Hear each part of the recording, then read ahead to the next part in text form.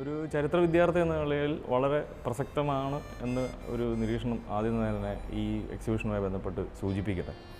പ്രത്യേകിച്ച് സാമൂഹ്യശാസ്ത്രത്തിൽ ഗാന്ധിയെ സംബന്ധിച്ചുള്ള അന്വേഷണങ്ങൾ പലപ്പോഴും നിരവധി കോൺട്രാഡിക്ഷനുകളിലേക്കും നിരവധി വ്യത്യസ്ത ആശയങ്ങളിലേക്കും നിരവധി വിമർശനങ്ങൾക്കും കാരണമാകാറുണ്ടെങ്കിലും പ്രത്യേകിച്ച് ഗാന്ധി എടുത്ത നിലപാടുകൾ, ജാതിയുമായി ബന്ധപ്പെട്ട് ഗാന്ധിയുടെ നിലപാടുകളും കാര്യങ്ങളൊക്കെ നിരവധി തലങ്ങളിൽ ചോദ്യം ചെയ്യുന്നതാണ്.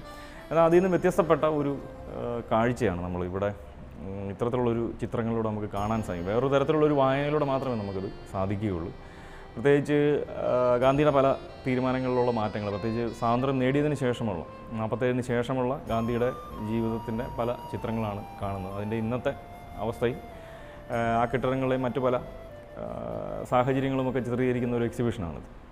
അപ്പോൾ അതിലൂടെ നമുക്ക് ഗാന്ധി ഒരുപക്ഷെ ഒരു അധിക വായനയായിപ്പോകാം, എങ്കിലും പലപ്പോഴും പല ആളുകളും ഇതുമായി ബന്ധപ്പെട്ട ഇതിന് പിന്നണിയിൽ പ്രവർത്തിക്കുന്ന ആളുകളുടെ നിരീക്ഷണം, പ്രത്യേകിച്ച് നാരായണ മാഷിനെ പോലുള്ള ആളുകളുടെയൊക്കെ നിരീക്ഷണങ്ങൾ ശ്രദ്ധേയമാണെന്ന് തോന്നുന്നു.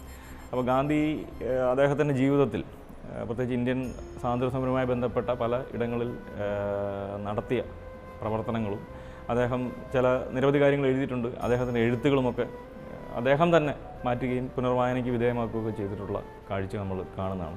അപ്പോൾ അത്തരത്തിലുള്ളൊരു വലിയൊരു കാഴ്ച, പ്രത്യേകിച്ച് മതവുമായി ബന്ധപ്പെട്ട വർഗീയതയുമായി ബന്ധപ്പെട്ട നിമിഷങ്ങളിൽ അദ്ദേഹം എങ്ങനെയാണ് അതിനെ വളരെ സജീവമായി ഇടപെട്ടതിൻ്റെ, നമ്മൾ ഈ എക്സിബിഷൻ തുടങ്ങുന്ന സ്ഥലത്ത് തന്നെ അദ്ദേഹം സഞ്ചരിച്ച വലിയൊരു വർഗീയ കലാപത്തിന് ശേഷം ആ ഒരു സ്ഥലം സന്ദർശിച്ചുകൊണ്ട് 10-42ഓളം വില്ലേജുകളുടെ ഒരു മാപ്പോട് കൂടിയാണ് നമ്മളിവിടെ എക്സിബിഷൻ ആരംഭിക്കുന്നത്.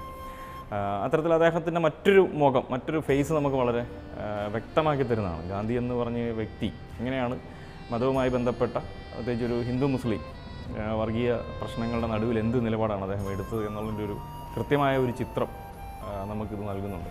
അതോടൊപ്പം തന്നെ മറ്റൊരു രീതിയിൽ നമുക്ക് കാണാൻ സാധിക്കും, അല്ലെങ്കിൽ ഒരു അധിക വായന എന്ന നിലയിൽ ഒരുപക്ഷെ ഗാന്ധി ഇനിയും ഉണ്ടായിരുന്നെങ്കിൽ അദ്ദേഹം ഈ ജാതിയുമായി ബന്ധപ്പെട്ട എന്ത് നിലപാടിലേക്കാണ് അദ്ദേഹം സഞ്ചരിക്കുക എന്നുള്ളൊരു ചോദ്യം നമ്മളെ സംബന്ധിച്ച് ഇവിടെ അവശേഷിക്കുന്നുണ്ട്. അത്തരത്തിൽ വ്യത്യസ്തമായ ഒരു കാഴ്ച ഗാന്ധിയെ സംബന്ധിച്ച് നമ്മൾ ഒരു കൊളോണിയൽ പീരീഡിന് അദ്ദേഹത്തിന് ഒരുപക്ഷെ ഇന്ത്യയിലെ തന്നെ ഏറ്റവും കൂടുതൽ വരയ്ക്കപ്പെട്ടതും പകർത്തപ്പെട്ടതും നിർമ്മിക്കപ്പെട്ടതുമായിട്ടുള്ള ഗാന്ധിയുടെ ഇമേജുകൾ തന്നെയാണ്, എല്ലാവർക്കും അറിവുള്ള കാര്യമാണ്. അപ്പോൾ അതിനോടനുബന്ധമായി കൊളോണിസത്തിന് ശേഷം വരുന്ന ഒരു കാലത്ത് ഗാന്ധിക്ക് മറ്റൊരു വായന സാധ്യമാണ് എന്നത് ഉറപ്പാക്കുന്ന ഒരു എക്സിബിഷനാണ് ഇതെന്ന്.